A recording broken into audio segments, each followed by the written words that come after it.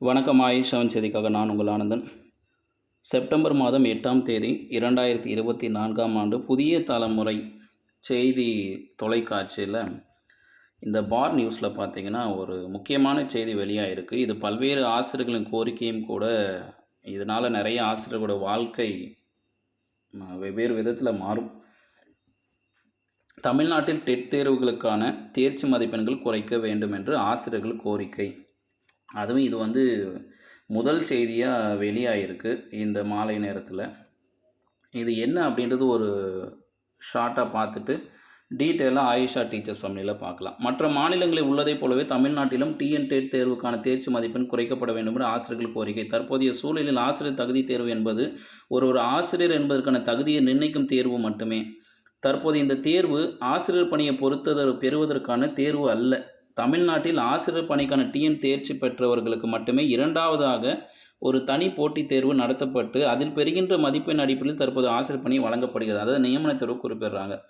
ஆகவே ஆசிரியர் தகுதி தேர்வு என்பது தற்போது ஆசிரியர்களின் தகுதியை மட்டுமே நிர்ணயிக்கும் தேர்வு என்பதை கருத்தில் கொண்டு ஆசிரியர் தகுதி தேர்வுக்கான குறைந்தபட்ச தேர்ச்சி மதிப்பெண்ணை பொது பிரிவினருக்கு 90ஆகவும், இடஒதுக்கீட்டு பிரிவினருக்கு 75ஆகவும், மாற்றுத்திறனாளி பிரிவினருக்கு 60ஆகவும் மற்ற மாநிலங்களைப் போல தமிழ்நாட்டிலும் குறைத்து வழங்க வேண்டும் என கோரிக்கை வைத்துள்ளார்கள்.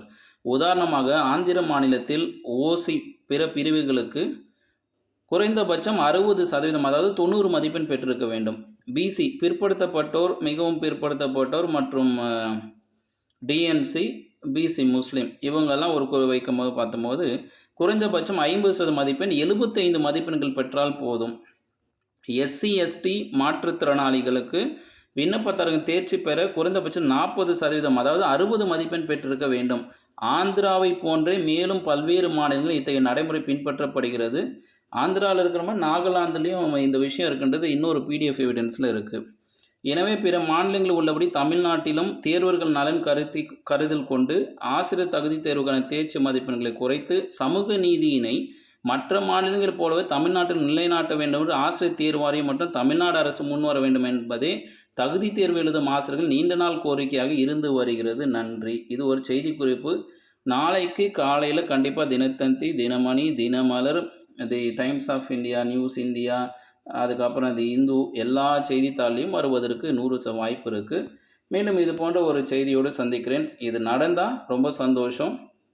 எல்லா ஆசிரியர்களுக்கும் ஒரு பாரம் குறையும், விடிவு காலம் பிறக்கும். மீண்டும் அடுத்த செய்திகளோடு சந்திக்க இது ஆயிஷாவின் அச்சம் தவிர.